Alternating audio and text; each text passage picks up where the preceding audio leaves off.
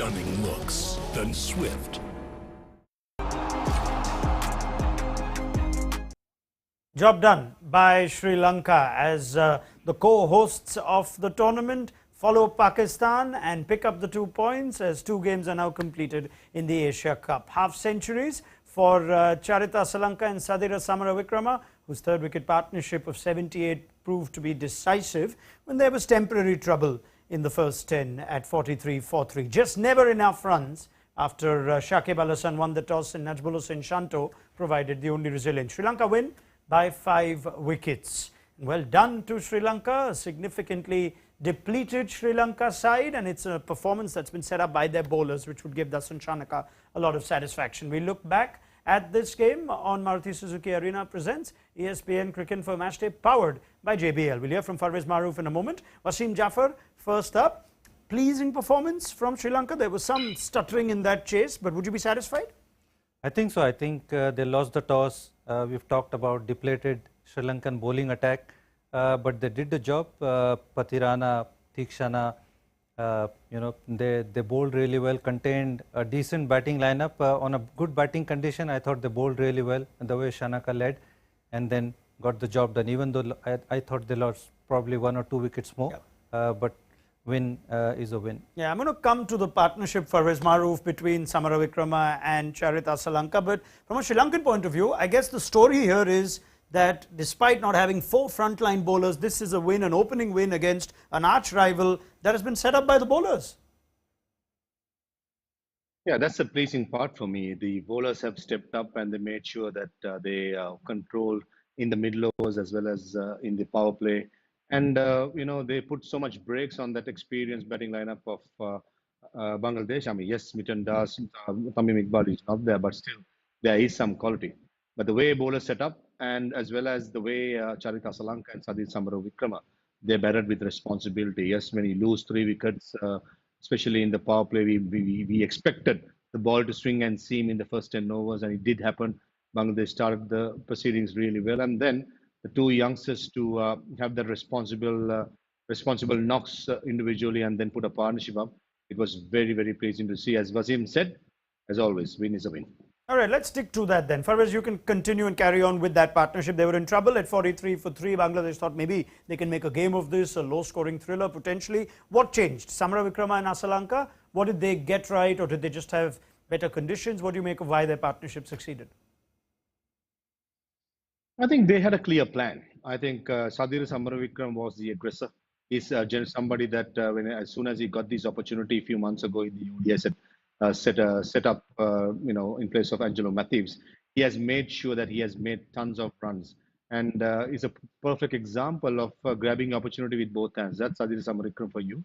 And Charita Asalanka, with the experience what he has, he made sure that one end will be closed, and he made sure that he never took a chance, never took a risk. He played the ball on its merit, and he just wanted to bat through the innings. So it's pleasing to see the planning in the middle from 2 youngsters, especially Sadira Samaravikrama, the way he batted. All right, now we've seen this before from Charita Asalanka, but Wasim, different kind of approach, strike rate of 70 for Samaravikrama, 67 for Asalanka. Was this just about the game situation? Asalanka can be a free-flowing player, so what was different? I think there was no, scoreboard pressure. 164, you can take your time, you can afford to, bat time. If somebody is bowling well, you can play out a spell. So obviously they played smartly. And the finger spinners obviously wasn't getting much help, even though Saqib bowled well. I was surprised that Mehdi Hasan Miraj didn't bowl much, because he was the one who can trouble the left-handers. So I was surprised to see him taking him off after 3 overs. So there was not much penetration from Bangladesh after that Taskin spell, and they played smartly, both the guys. So then let's carry on with that point. Anything else Bangladesh could have done to potentially make a game of this, given that they did get 2 early wickets, 3 early wickets? Did he just lose it a little with the bowling changes? No, I don't think so. I think there was not much, much penetration, like I said. The bowlers tried, but the scoreboard, wasn't much. I mean, probably 30, 40 runs more would have helped, but the kind of bowling that Bangladesh have, and the pitch played really well. There was not much help for the spinners, and didn't trouble the Sri Lankan batsman much, I would say. Yeah, I guess no runs really for Farveez. It's fair to say. But as we now look back at the entire Bangladesh performance, how do you assess? How do you assess? Let me find you here, Farveez. There you are. Yeah, let me find you there. As you look back at this Bangladesh performance, winning the toss, batting first, really not in the game, no real flow in the first innings. What are the areas of concern from a Bangladesh point of view? Because we were expecting a feisty, competitive affair. Didn't quite seem like Bangladesh came to the party. I think tentativeness with the bat in the power play. The openers looked out of sorts, and they looked out of confidence, and that's where the pressure is on. In ODI cricket, we all know that if any team to be successful, the top three, one of them has to go and get a big one, and it doesn't look like with only Shanto being at number three, batted so well, and also while defending, we spoke about the dew. So the dew had come down. As soon as dew comes down, we knew that spinners won't have any purchase once it comes out. Then it's a matter of just milking those singles. So overall, I think apart from winning the toss and batting first, that's the only right thing what Bangladesh have done. But apart from that, the way Sri Lankan started bowling, the way they started chasing the score after the first 10 overs of batting, yes, 3 wickets were down. And then from there onwards, the responsible knocks by Asalanka and Samaravickrama. I mean, a lot to like about Sri Lanka, but definitely with Bangladesh, I expect much more from this lineup because we should remember there was a time Bangladesh at home in Asia they were forced to reckon with. They have a superb record. So leading up to the World Cup, I think experience matters. They are missing Liton Das and Tamim Iqbal for sure. It's a dangerous tournament. You can't afford to start slowly, but at the same time, the format is such it allows you to come back. If they put in their best performance against Afghanistan, that's all they really need to do. It's a tough group, though. We'll just come back to quick takeaways from both teams in a minute, but it was a game that was set up by Sri Lanka's bowlers, and Matisha Pathirana, in the absence of some of the main fast bowlers for Sri Lanka, having played just 4 ODIs, is going to be pretty pleased to be our JBL Mute the World player today.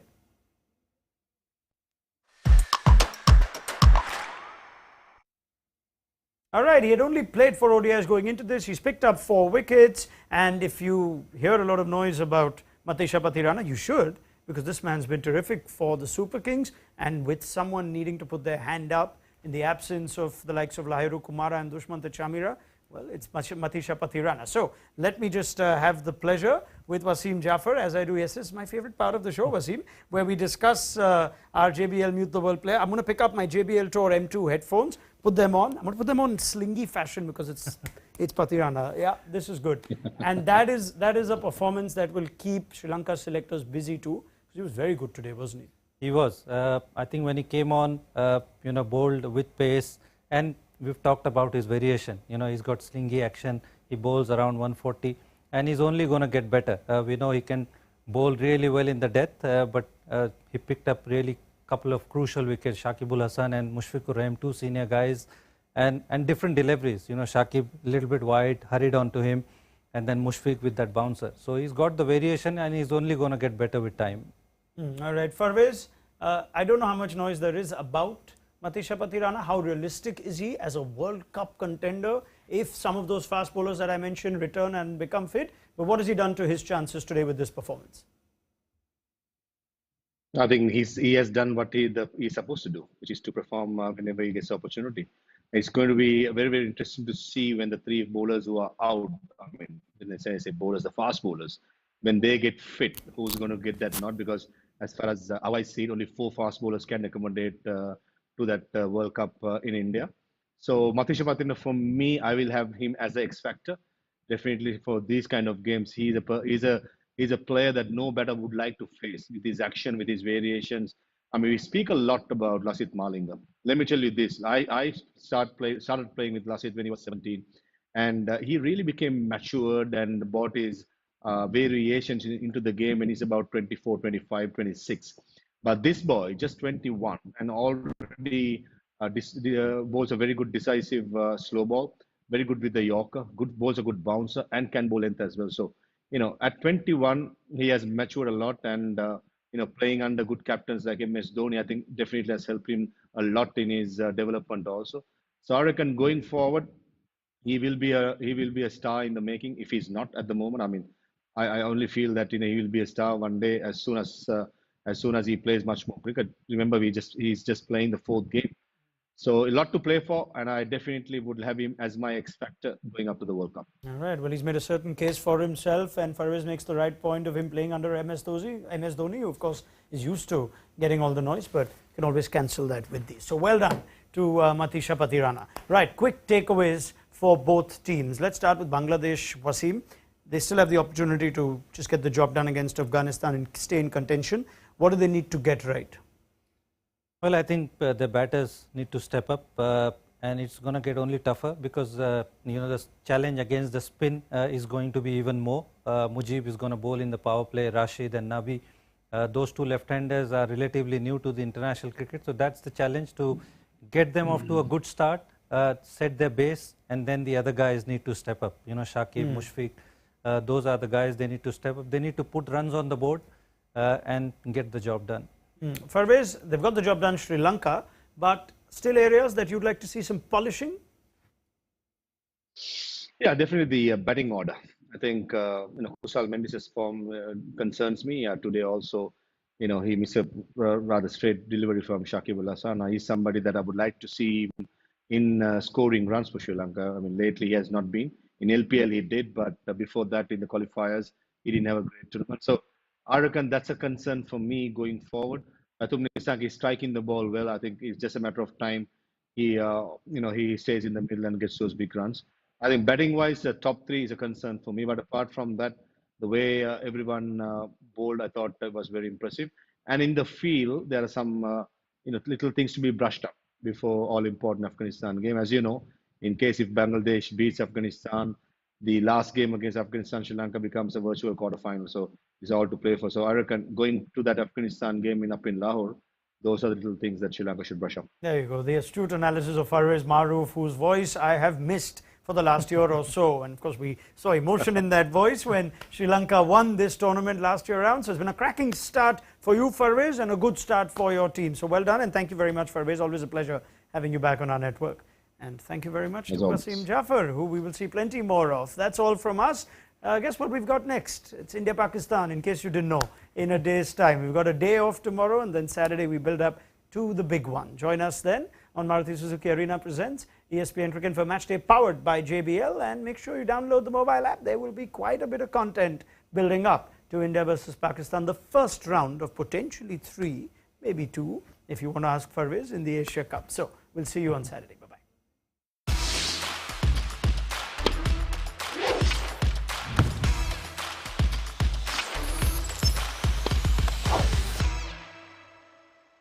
Stunning looks, then swift.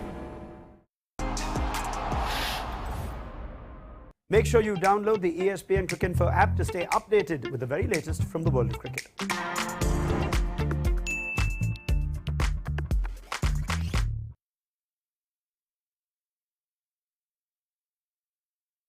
That,